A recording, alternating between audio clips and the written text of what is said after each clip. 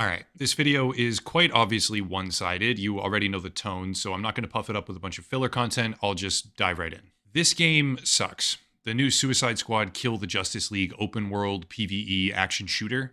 It's terrible, and it's terrible for a multitude of reasons that, as far as I can tell, most people aren't really talking about. Currently, the bulk of the criticism is about how they treat the characters, and yes, that's a valid thing to criticize, but for me, it's like maybe fifth on a very long list of other things that make this game puzzling, to put it as kindly as humanly possible. Here's the thing.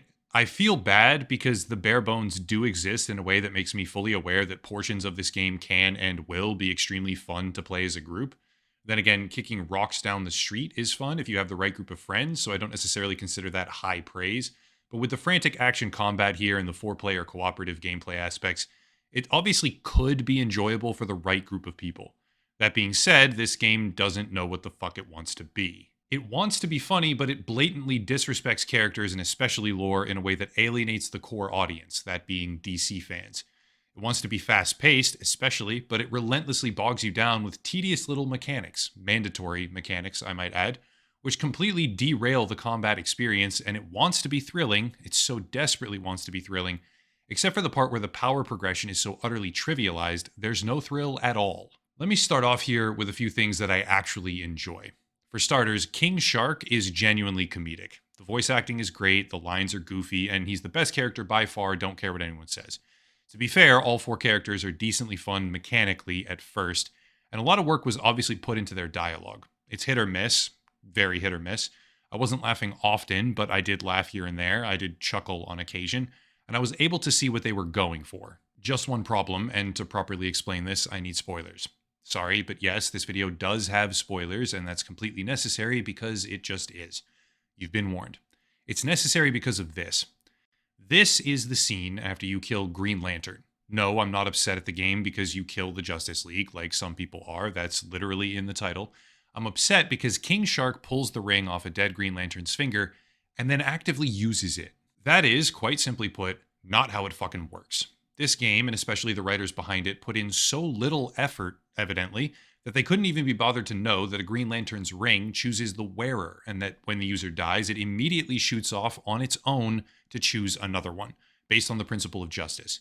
This entire scene is just blatantly wrong on a level where it feels like the people responsible for this game could not care any less about the DC universe, and that atmosphere is very hard for an audience to shake once you've blundered hard enough to cultivate it. If I were to try as hard as I possibly can to be charitable right now, Brainiac may have cloned the Justice League, I guess, perhaps. That's the best I can come up with based on context clues, so Green Lantern wasn't actually dead, and somehow it all explains itself based on that premise, but that's the best I can think of here. But the game absolutely does not project that level of narrative sophistication. Sometimes you read or watch a story and you think there's gotta be more here, it's deeper than that, I can feel it. And other times you watch it and go, this is downright stupid. It should be pretty obvious which one I think this is. Another thing, Poison Ivy is gone, and there's a new version of her just called Ivy this time, which is a kid who makes it a point to correct someone and be sure that the plant is referred to as them, because that matters so much. And one of her primary roles is to give the player ice and fire powers. They resurrected Poison Ivy, completely transformed her in one of the stupidest ways possible, and then had her give people ice powers. Yeah, this is a game about villains coming together and saving the city. So they brought back Poison Ivy, but different, and had her give freeze powers. Not Mr. Freeze, not Mrs. Freeze, not Heatwave for the fire ones. Poison Ivy. If someone wants to explain that thought process to me here, be my guest. See, the idea that these people don't care about the DC universe, yeah, I have no idea if that's actually really true. Only they know deep inside whether or not they're trying to disrespect the source material. But it certainly feels that way. And here's another thing that makes me say that. A while ago, I did a video about Sweet Baby Incorporated, which is a consulting company that does sensitivity reading and other narrative adjustments for video games. A lot of people consider them to be a driving force behind some of the worst aspects of modern video game writing. And surprise, surprise, they were tightly woven into the fabric of this game. The CEO of Sweet Baby actively worked on it, evidenced here in a post about writing portfolios. And the thing that really stands out is if you Google Suicide Squad Sweet Baby, you get this page right here. This is a page on the Sweet Baby website, obviously keyworded deliberately directly to Suicide Squad, that is just lorem ipsum sample text all the way down. And this is just so perfectly emblematic of how the game itself actually feels. It feels like no one in a real decision making position ever cared about this game. It's the ultimate example of gamers will buy anything, so just sell them something. And that level of criticism feeds back into what is probably my largest gameplay criticism for the title. This game is the worst version of Zoomer trash you can possibly imagine. This is, I'm a brain dead preteen whose attention span got fried off way too much TikTok and Fortnite, personified in a video game, punctuated with tedious requirements in the combat that make absolutely no sense. If you can get past the constant preaching, gentrification this, mental health that, blah, blah, blah, you have to grapple with a core gameplay loop that is just frantic animation spam, constant disruptions by random style cutscenes, and overly dramatic loot slamming down into the ground, tedious exposition that breaks up what I can only describe as fragments of gameplay, and then when you do get to play, you have to contend with these shit tier modifiers where only one type of damage actually works in the fight. I'm not kidding here. A lion's share of the open world missions have modifiers of sorts where you can only deal damage with, like, grenades, for example, or only deal damage with shield recharge attacks specifically, or only deal damage with critical hits and all the other damage you deal heals people. I'm not kidding. It's one of the worst core gameplay loops I've ever played. It's tedious. It's the antithesis of the high octane Zoomer brain rot they're clearly trying to have here, desperately. And the sheer frequency of these dumbass modifiers is enough to make you want to quit. There's nothing quite like having a requirement that you only kill things with critical hits, but you're out of ammo with only one brute left and a few snipers who teleport away from you constantly. Or that you can only deal damage when you have the buff from one of the passive enemy spawns, but you can't find one anywhere for some reason. It's like shoving this frantic garbage in your face of button mash, oh my god, look how fast-paced the combat is. Except, haha, lol, you don't do damage though because we decided that the 16th time you defend the hacking terminal, only your grenades can hurt them. Again, it's so bad.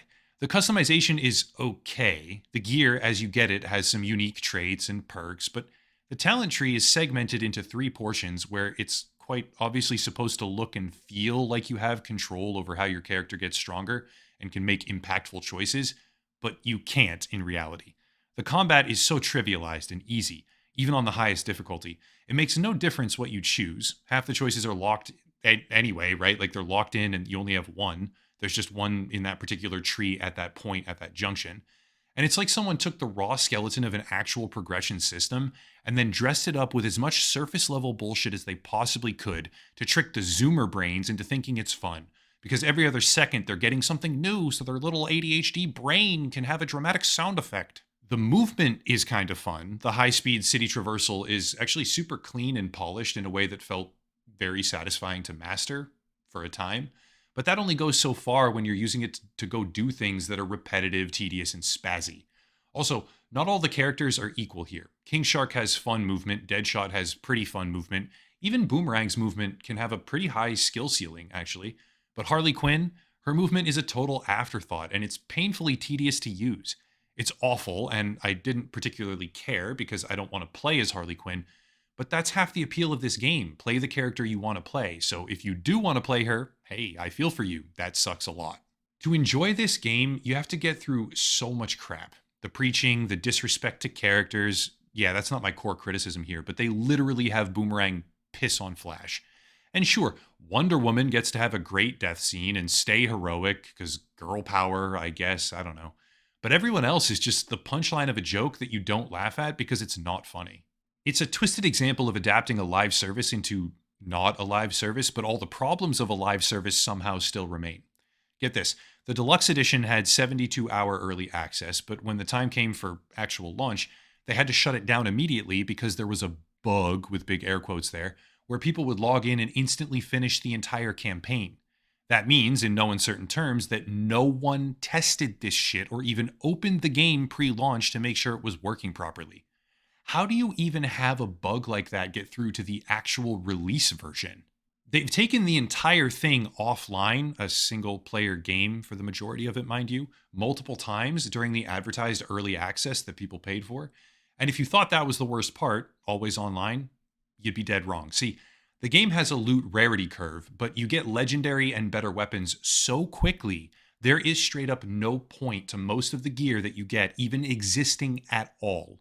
The numerical balancing is just turbo fucked, and you don't even need any of it to begin with because you can just turn your brain off and autopilot through even the Justice League boss fights because of how easy it is.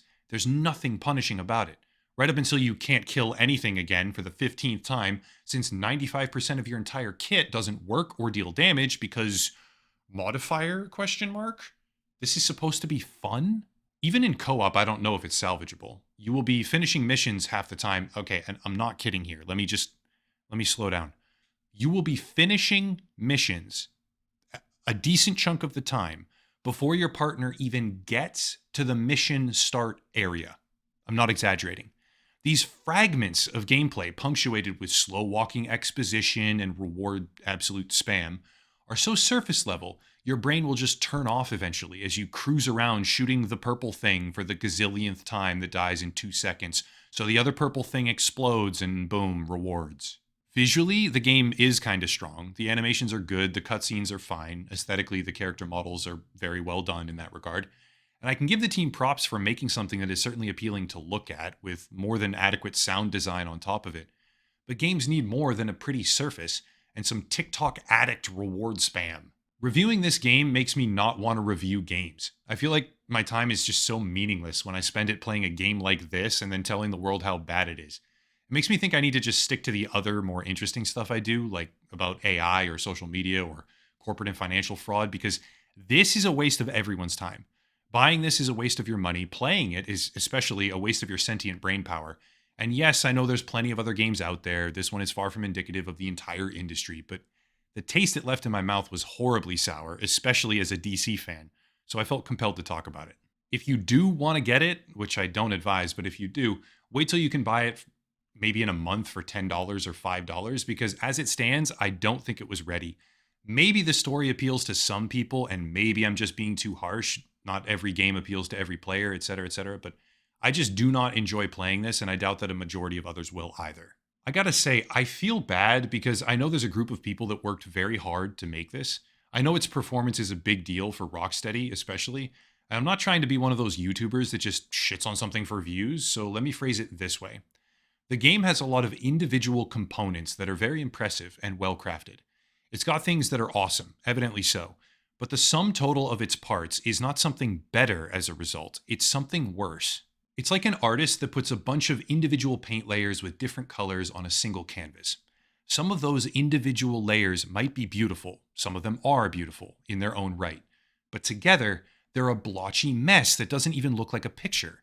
Translating that here, some of the combat animations and technical components of this game are great, but when you experience them inside of this kind of I have brain damage style gameplay loop, I don't know, it's just not fun.